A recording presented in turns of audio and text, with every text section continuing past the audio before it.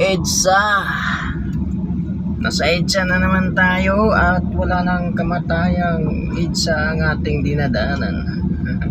Hindi, ngayon lang tayo napadaan sa EDSA.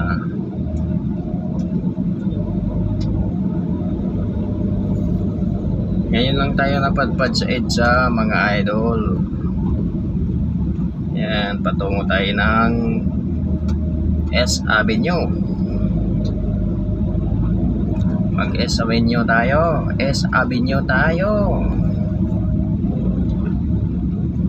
Patungong S Avenue. Uy, matraffic sa baba, mga idol.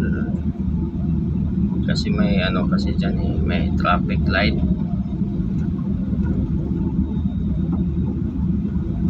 Ay, 5,000 ang multa sa EDSA.